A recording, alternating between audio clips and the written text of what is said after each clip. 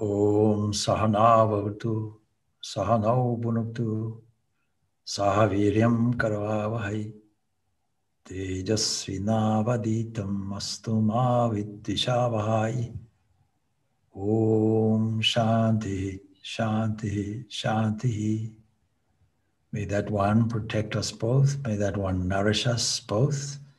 May our studies be full of vigor and efficiency and strength. And may we have these qualities in our life in general. May we not unnecessarily argue with each other, but peace, peace, peace be unto all. So welcome. And as usual, we await your questions. Since this is a Vedanta series, question and answer. Swami, how to go from dualism to non-dualism? Okay, very good question. So essentially, we're all dualists. That is, we take for granted that I exist separately with a body that sometimes falls ill and sometimes is strong, and that grows and that changes. And as it changes and grows and gets older, then it becomes more susceptible to disease. And we are particularly aware of the vulnerability of the human body, of course, with the COVID epidemic in front of us. And that a jumping mind is also there. So the combination of these two, we register in an ownership called I. And that means then that we are dualists because not only do we have the duality problem of body-mind, but we are also set this against another duality, the world in general. That world consists of different people, places, and events. A multiplicity is what we are seeing, that we collectivize into the world around us. A collectivized body-mind, a collectivized other. And we can separate these two things. And that means then that I have to take on a position of struggle, or I have to be reactive in dealing with all the difficulties and problems in front of me. This creates many, many emotional and psychological problems. But you see, that's not the way we need to look at things. We have to understand that the world I've just described is a waking world. That is, it is a world that has inserted in it a series of events that you can register in time, that these objects also exist in a spatial context. They have dimensions. And we also have within this a background, a psychological background accumulated in us that gives certain types of reactions spontaneously. And so how to control this aspect of what I've just described and how then to react to the world outside becomes our waking problem. And we think that this is our reality. Of course, the definition of reality is a thing that is enduring and doesn't change. So when we say reality, we're all really talking of a relative position, relative reality.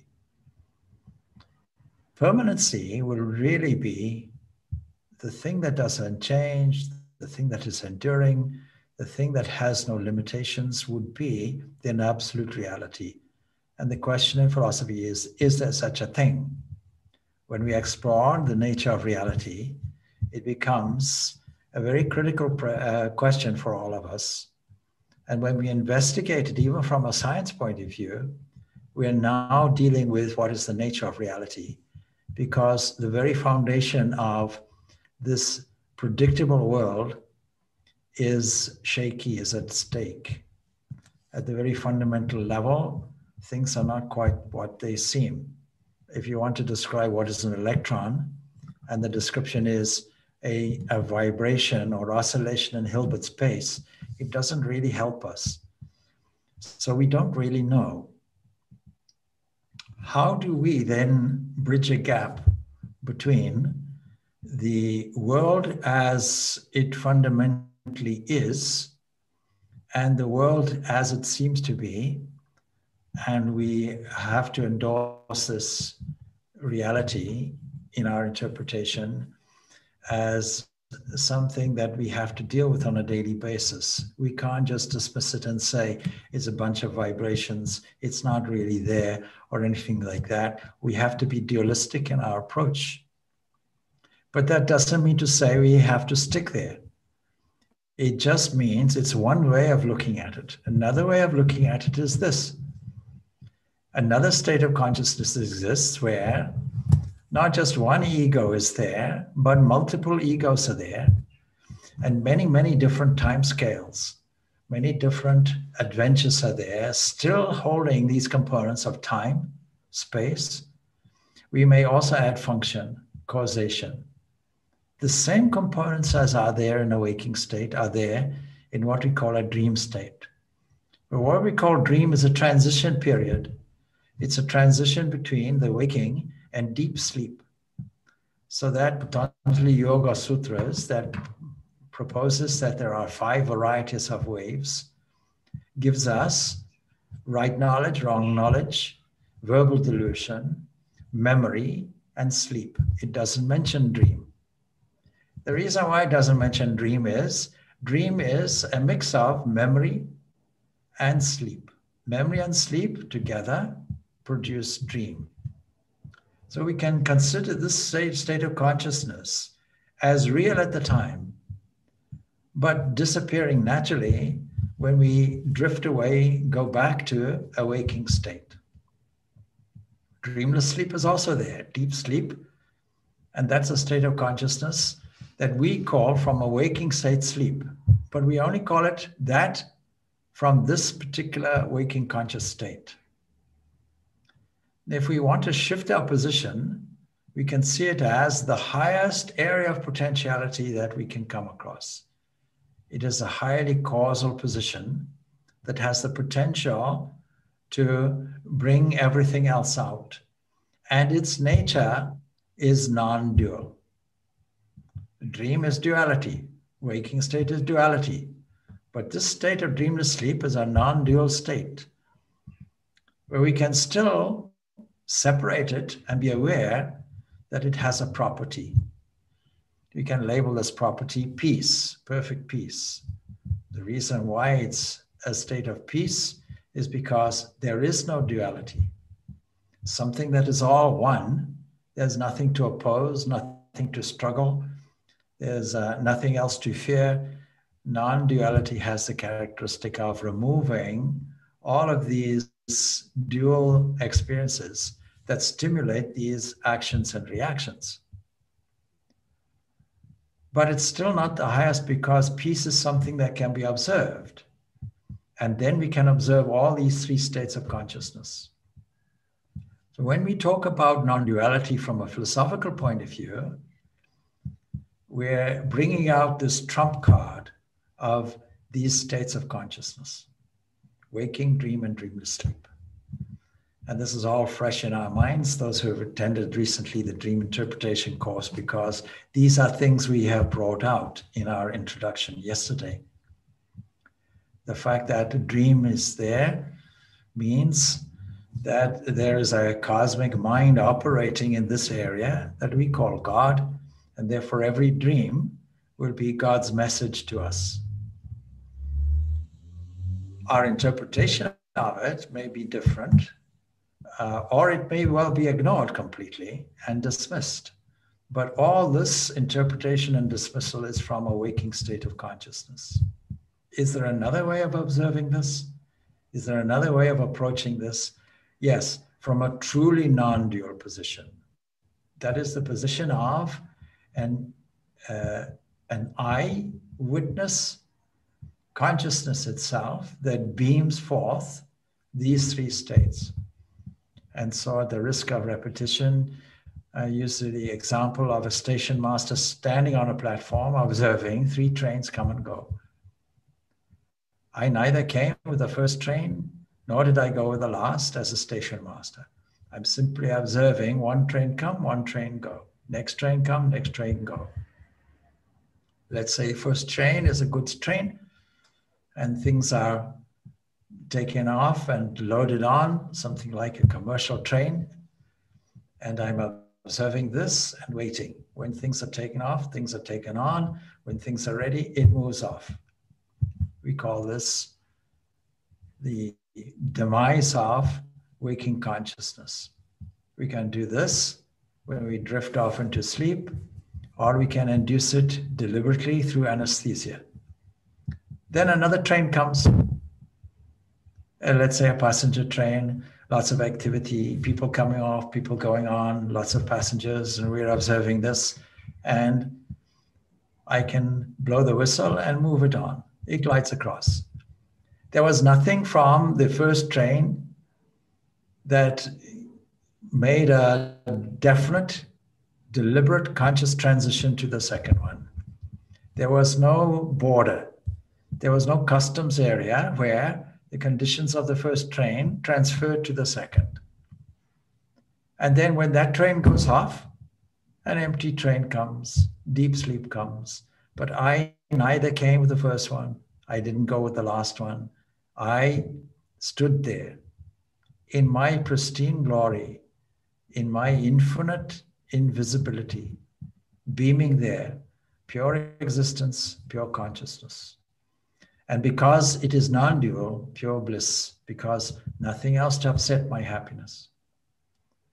So this position is the non-dual position. But you'll register immediately as soon as I identify with any one of these other states, then I have made the error that I am this and I am not this observer detached. And if I am truly detached and non-dual, I can observe these three states, but I can also not observe them complete at all. I can only be called an observer if these three states are there, or any one of these three states are there. When these are not there, I have no right to call myself an observer. I should call myself something different, just pure being. But when these come on the stage, I can call myself an observer. Let me give you another image. Supposing I'm enrolled in a performance on a play and I stand on a stage with lines well rehearsed and deliver my part. With a prompt there, when I stumble across lines, reminding me, these are your lines. Oh, okay, thank you.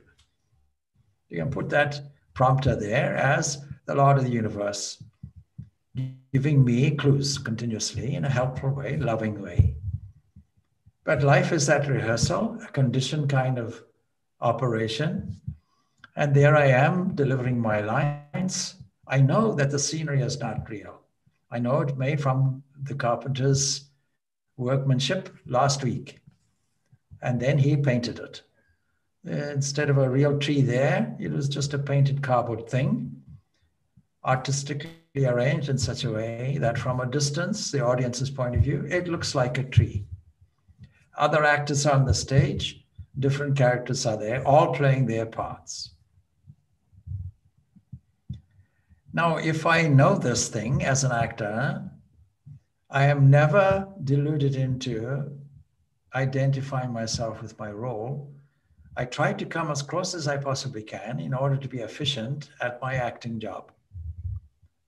But never do I make a mistake, or never does the Shakespearean actor Irving make the mistake that he is Hamlet. And Hamlet is the role. And when I finish the role, then I can take away my costume, make a costume change. I can go home. I don't have to then speak to my family in Shakespearean language. That's all dropped off. Finished. This option is there of viewing a play. Another option is available. I can sit in the audience as a witness, among other witnesses, and observe the play performance with other actors on stage. And supposing I sit in the position of producer, directing it, come on, do this, do that, it provides me with another state of consciousness called meditation. All these actors on the stage coming and going and so on and so forth, me not being involved, equivalent to a dream. And then the curtains close, curtains reopen, blank stage completely. All the audience is gone, only me witnessing, no characters, no scenery, only lighting, blank stage, equivalent to a dreamless sleep. In all of this, I'm not involved. I'm not involved in the acting. I'm not involved in the direction and the production, and I'm not involved in the blank stage. I am independent of it. So this aspect of independence is called non-dualism in an experiential way. But what happens is we see this as a principle, and when we see it as a principle, from our practical position, I am so-and-so. In the waking world, in the waking stage, we can add that to our dialogue. Then I'm seeing an ideal position to which I can move toward.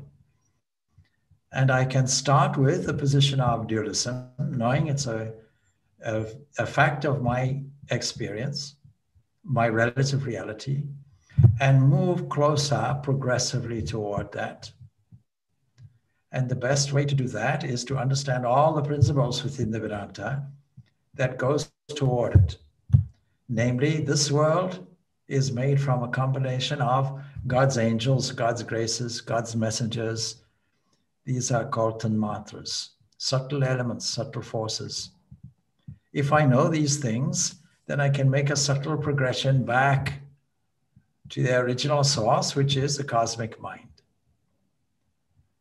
In other words, the waking state is made from the gross portion of this that arrives at my experience station. A dream is the subtle variety of that. And in that subtle variety, God as the creator, the capacity to create, a cosmic mind, a Hiranyagarbha, a Brahma, a Logos, a word, the word that becomes flesh, that is a waking state and dwells amongst us in the waking state. Then I can progress to a causal area where God stands alone. Instead of saying from the waking state, I slept, and say, God stood there. What we call sleep is God standing there, not doing anything, no properties, just standing there. What we call a dream, God extending one leg. Let me dance a little, like Shiva dancing, extend one leg a little bit. We call that a dream. Withdraw it, another leg gets extended, call it waking state. God dancing, you can put it in this way, Shiva dancing, one leg there, dream. One leg there, waking. Standing still, dreamless sleep. It gives us a different way of looking at things. It declutches us from the experience of duality, even just for a moment. So how do we get from the principle of dualism, which is our normal sort of experience, and the principle of non-dualism that can be our experience, but we need some steps and stages toward it. Having it as a principle means we have it in our toolbox. And the beauty about the Vedanta is it gives us a range of A to Z tools in a toolbox. We don't have to use all of them. For practical purposes, we can use dualism. How will we use it? We add a very beautiful aesthetic dimension to it. Instead of saying, I stand here, and other things stand there, and a relationship has to be formed, I can say, Lord, I'm standing here as your instrument. I'm standing here as your devotee. I'm standing here as your lover. I'm standing here as your child. And you being there, I'm happy to do your will. I'm happy to engage and recognize you in everything. And that within understanding makes me feel that you are within every living body, every living place, every living object. And even those that we think are not living are actually living. Because even a stone is made from subtle vibrations, even though we don't detect it like this. And even a stone can erode to sand. there's a whole dynamic aspect to this world that we live in. It is a shifting, moving, gliding landscape that never stands still. And we recognize it in the time framework. So if we recognize this as God's grace, then we move to another area. Instead of seeing in, Lord, you are in everything, including in this, and re-registering everything. Instead of saying my body, you say, Lord, your temple, your residence. Instead of saying my mind, you say, Lord, your sitting room. Re-register it. Increase your sense of wonder, your sense of adoration, sense of thankfulness. Use the tool of dualism. Having used the tool of dualism, especially the beauty of love of God, intensifying that with a great yearning, it yields at least to a position where we see this grace flowing through everything. We're going from a position of in to through, in and through everything. God's glory, God's grace, God's glory being exhibited, and recognizing the flow of God's grace in everything. Flow of God's grace in thought. What we call thought, we register, Lord, your grace flowing. Instead of registering breath, Lord, your grace flowing, moving the lungs. Instead of registering the sun shining, Lord, your glory shining out as the sun, because your grace is flowing through it.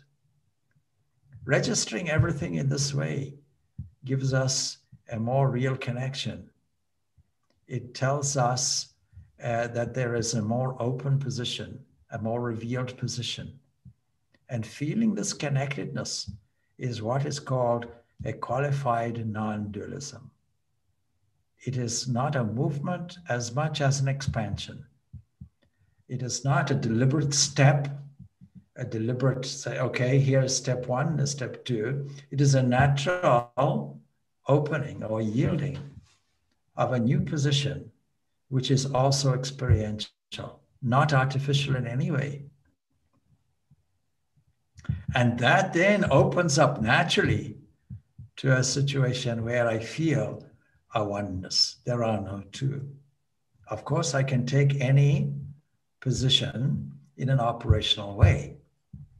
So I can take, for example, dualism and make it an approach which is love of God.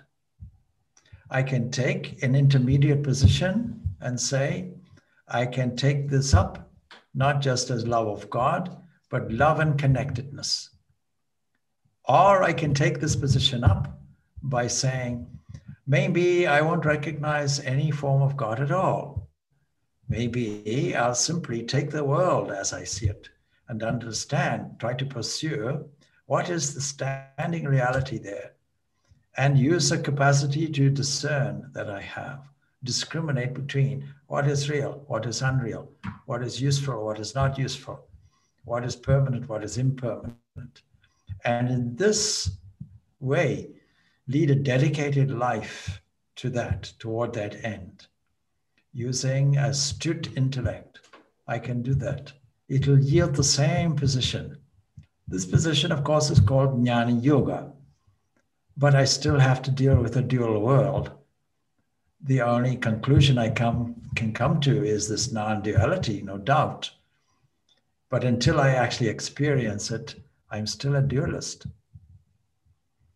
There are many people who follow the Advaita path in these modern times misunderstanding this, because each position is a supplementary position. It is not an alternative position that neglects or relegates all the other positions to non-valid positions. When we talk about this non-dualism, we're really talking about the height of spiritual experience. You can imagine it like a mountain. You're going up a mountain. You can't start at the top. Of course, there are some people who are able to immediately go to the top with great concentration, with an astute understanding, with keen intellect. They can do it But the vast majority of people will have to climb the mountain. And climbing the mountain, you have to start at the bottom. So there are several positions. First position is what I'm seeking, namely God, is so external to me that I feel remote from it. And maybe occasionally I can call on it when I'm in trouble. Otherwise, I'll just ignore it and get on with my own business. This is one approach. But sooner or later, nature presses us, gives us painful experiences, and we are obliged, or at least we have the opportunity, to think in a different way and take a new direction. So what can we do? We can then get used to seeing God in everything, immanent in everything, rather than outside, inside. And when we get used to that idea, we can yield to another position, and that is through everything, a connectedness. I see I'm a spark of the divine. And then we can see I am one without a second. And then the next position is, see, so in, through, as, and the next position is beyond. 5 things are there. Outside, inside, through, as, beyond. We can put it in this way. So there's a progression akin to climbing a mountain. And the advantage of that is we can enjoy the journey. As I always say, this great philosopher Nissen says, life is a journey, enjoy the ride. And those who know me know Nissen wasn't a philosopher at all. It's a billboard advert from a car manufacturer. Life is a journey, enjoy the ride. Some people don't want to go to the top straight away. Let me enjoy the flora and fauna either side. Let me enjoy the journey itself. Why not? It's all the same thing. Because when we realize that the ground level is He, the mountain is He, the path is He, the top is He, and at the top, the whole vista gives me a total picture. Because I am constitutionally unable to see, to see and understand and appreciate the totality, then I try to see things in parts until I find the parts themselves are not adequate. And as we remove the parts, we get closer to a wholeness, a sum totality. We get closer to reality. At the very top of the mountain, in this example, we're looking out and we see the sum totality of the mountain itself and beyond. It's a wonderful example that we can use to try and understand this question of dualism and non-dualism. Now, once we understand the principle of it, we can also use it as our toolbox. If our car breaks down, we don't take the toolbox out and go through all the tools from A to Z. We select the most appropriate one. We have the capacity to be a multi-purpose, what in Africa we call a Bobby John spanner. It means a multi-purpose, a kind of plumber's tool, where you can adjust the settings and it'll deal with any nut. So you just arrange it, square it around the nut, and just adjust it as you go. And that means you don't have to carry all kinds of different sized tools with you. So we have the capacity to fix everything provided we know how. Our philosophy provides us with this. When it's appropriate, we can use the dualistic tool. Lord, I am your servant. Lord, I am your beloved. Lord, protect me. That kind of approach. And true love will not ask for anything, of course. Then we can take another toolbox. Oh Lord, we see you operating through every mouth, every head, every hand, every eye, every ear. So many thousands and millions and countless hands and eyes and heads you have. The sun is an eye, the moon is an eye, say the Upanishads. The stars, the glittering stars, we can use our creative imagination. Lord, when I look up at the stars, I can see this is sparkling jewelry around your cosmic neck. The darkness of the sky is your skin. The blueness of your sky is your skin.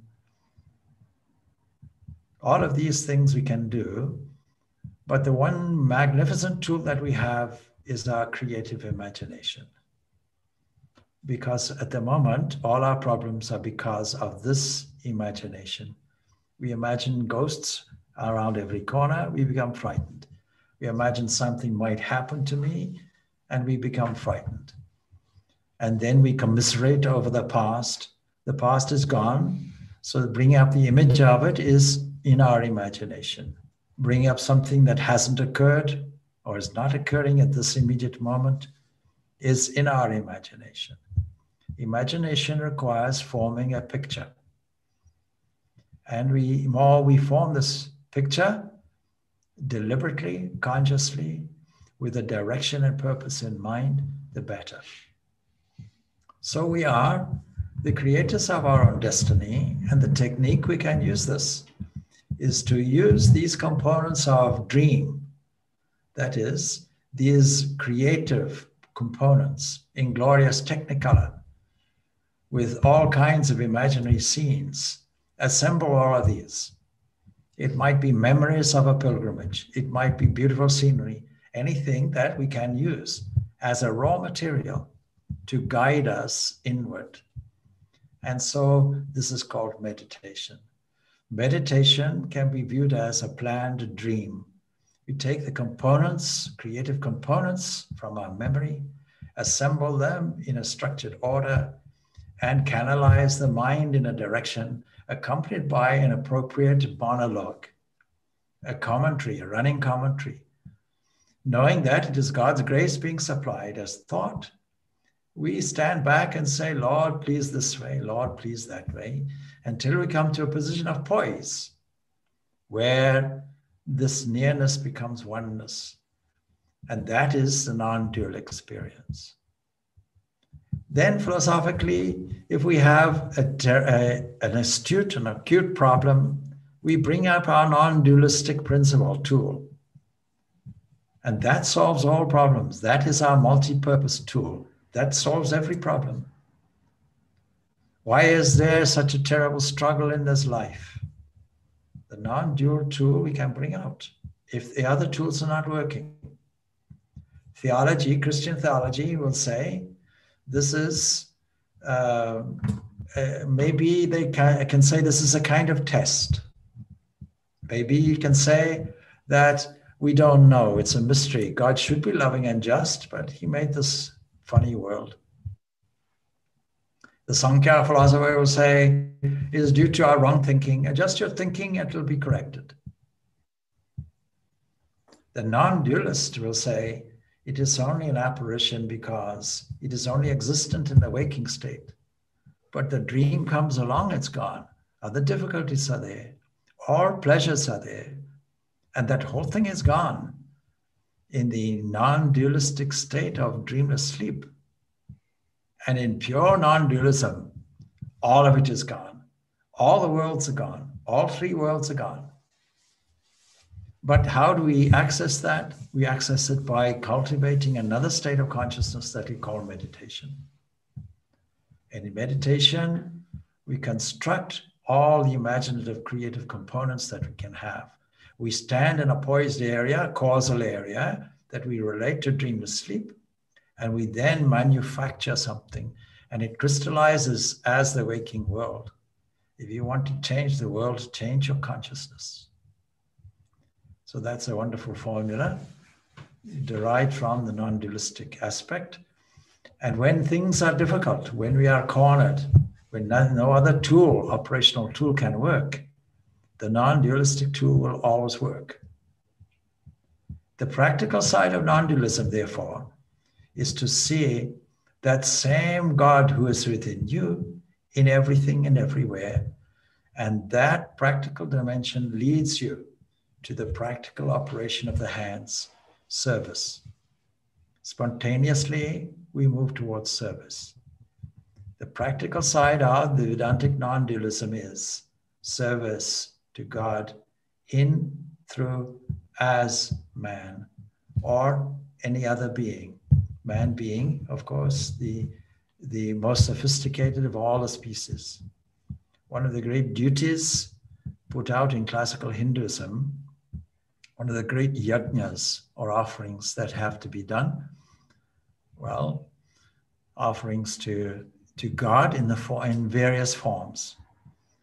Through various offerings are there, offerings to parents in terms of supplying water and water offerings, libations for bathing, etc. Offerings to ancestors, those who were generous enough to provide X and Y chromosomes that arrived here, expecting you to fulfill all their hopes and ambitions. Offerings to all beings, all creatures, all animals, making sure that they are fed. Feeding animals is another. And having this goodwill, sense of goodwill to all beings. And finally, one other thing is necessary. These are daily duties. One other extra thing is there to be done as and when you can. And that is the studying, the reading of scriptures, and the listening to teachers and such things. This is the final offering to Brahman, the supreme principle. So by employing spiritual life is the same as employing all the tools that are provided for us in an appropriate way, in a non-contradictory way, in a supplementary way. Dualism, qualified non-dualism, absolute non-dualism are three supplementary positions. One supplements the other, it doesn't eliminate the other. If I have to go to Dungannon, where Jean is asking the question, then I will have to go through Newry, isn't it? I'll have to go through Newry. So Dungannon, my aim for Dungannon does not eliminate Newry for me. It's necessary for me to go through there. Why would I not enjoy the journey also?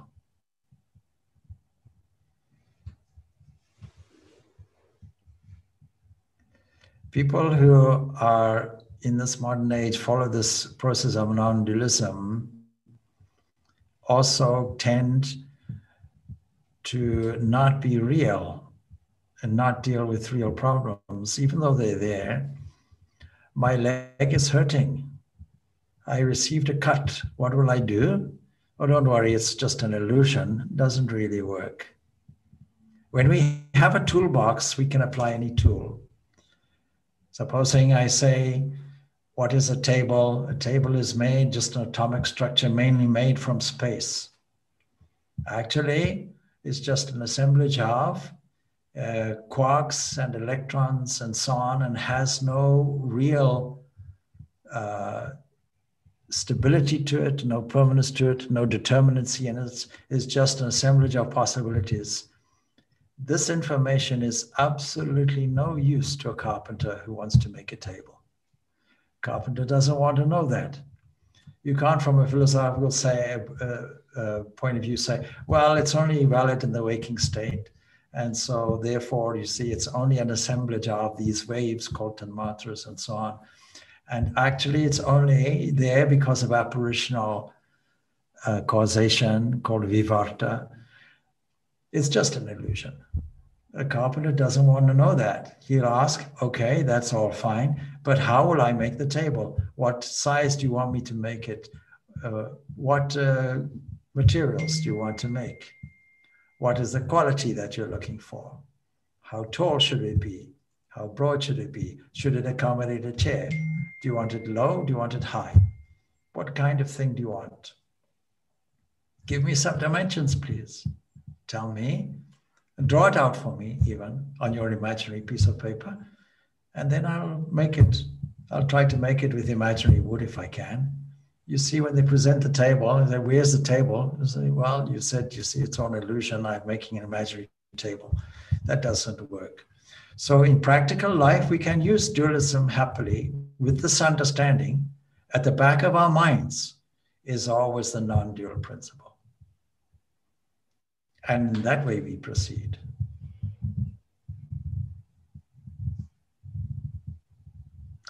Yes, thank you so much, Swami.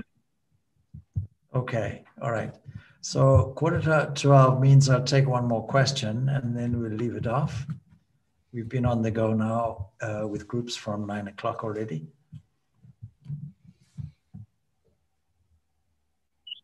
How do we learn to stay still?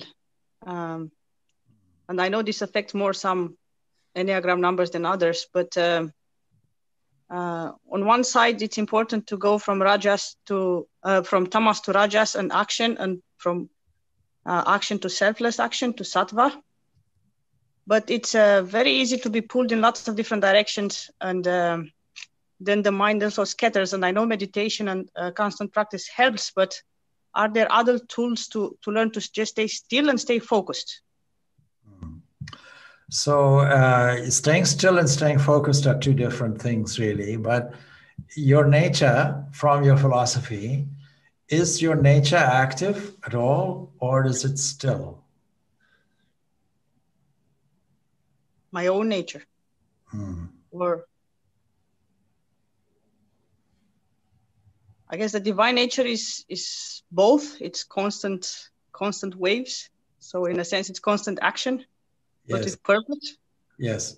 But in itself, as pure being, you see our nature is stillness itself. Our pure nature as Atman means that there's no movement or properties anywhere. We have no mind, we have no hands, no limbs, nothing is moving. What we call nature is moving. But nature is only the apparent aspect, because it's a qualified entity that requires time and space and name and form and movement, all of these things and functions, all of these things is what we call nature. And while it's true to say that nature is God in its pristine form, as it is in its pure being, it is pure stillness. It doesn't move. Supposing we're able to access that, how do we know when we have problems? How do we know that the world exists that produces the problems? If the world exists, we always have problems. How do we know? How do we know is because all the objects are as a result of us relating to it through 5 sense organs. But when we look at it properly, we'll see consciousness or stillness is our pristine nature, is our true nature. And it seems to be flowing out externally through these 5 avenues. Supposing we can find a way for just one moment to stop that and allow it just to settle inwardly in a poised condition. Everybody has the capacity to do that. So you can try it out. You don't have to be sitting for meditation to do it.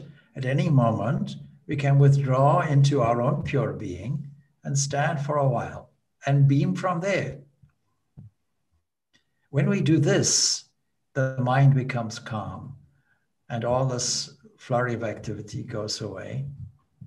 The second thing is knowing that we have to move and act as, individual entities. Body-mind complex is there with an identity associated with it. We have to structure our life in such a way that it doesn't give us frustration accompanying our activity. So I think you and I have spoken about this a number of occasions, that we need proper time management. We need to take this resource of time. I come as time, says Krishna in several places in the Bhagavad Gita. So knowing that time is God presented to us in this way, we surely have to use it properly. Every second is an opportunity to put something of our own in, something of our own choice in, something that is calming, settling, worthwhile, something full of beauty, truth, goodness, love, harmony, all those things we can put in, so that every action becomes a sacred activity. Anxiety comes because we're doing something and would rather be doing something else. A future orientation that makes us regretful or unsettled. And if you have the experience, I always run out of time, and you analyze the statement, it doesn't make much sense because only 24 hours in the day. So time doesn't run out. Our use of time is what is to be highlighted. Are we using our time properly? Are we maximizing, if you read today's thought, are we maximizing the squeezing operation of this orange of life? Are we using our potential usefully, fully, and in the spirit of worship? So we have to assess all the activities that we're doing and assess how we're reacting to that, because we all have an unconscious base derived from habit. And when the habit comes out, are we now taking the next second to make adjustments? So that's the whole idea. And when we do that, we'll find a certain calmness in our activity. You see, the Bhagavad Gita gives us a curious statement that is seeing this, seeing action in inaction and inaction in action. A lot of people ponder on this and get confused by this. If we are able to see the stillness or Atman in everything, and then we find the opposite way around, there is a stillness and calmness in mind that is accessible at every moment, is to cultivate that. Your nature is stillness. We need to learn to access it. How do you do that? In times of meditation, it's easy. It's easy if the rest of your day is also infused with these noble qualities. The sense of spiritual joy comes in your daily activities and in the mind during the day. That is, during your times of necessary activity. If that is all adjusted well and tuned in nicely to the divine, sitting down for meditation is just a natural extension to it. It becomes easy. The mind is naturally calm. Now, if we're able to apply that during these activities as well, by seeing action in inaction and inaction in action, by seeing that stillness area, if you want to put it in this language, in everything, then naturally we are aligned to stillness wherever we are, whatever we're doing. We can explore that next week probably and take it up as a subject, expand on it. Thank you so much. This life is supposed to be dynamic. This what we call ultimately energy. We register this energy as only one thing. It is all God's energy, all divine energy. Wherever we look, whatever is moving is divine energy. When we register it in this way, it gives us a different understanding and takes us away from the egocentric position. Instead of saying, I'm doing all this, and therefore I'm getting the problems, and I'm getting the headaches, and I'm doing the struggles, and I'm getting the elations, and I'm getting the disappointments. Make a re-registration. Make the ego an open channel for God's grace to flow through and see what happens. So there are two ways to swim. You can swim against the current or with the current. If you swim with the current, you don't have to swim at all. You can float. So letting go and allowing the current to take you, not in a resigned way, but internally, of course, in a letting go. Letting go. There's that phrase, English phrase, let go and let God. See, when you let go, then fullness will occupy. When there's a gap created, something can flow through it. So it's much easier to go with the flow, go with the current, not move against it. And if you take the current to be God's grace flowing and you flow with it, it's a delightful journey. But if you're thinking, this is not God's current, this is the world aimed at me, their personal victim, and I have to struggle against it, then first of all, you won't really succeed. But if you think that you're making any gains, personal cost of pain,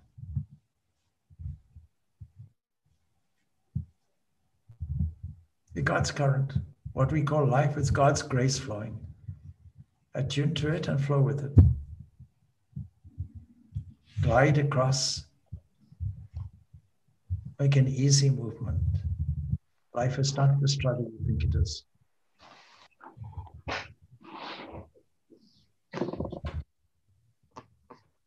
All right, good. So we leave it at that. Almost 12 o'clock. Om Shanti Shanti Shanti.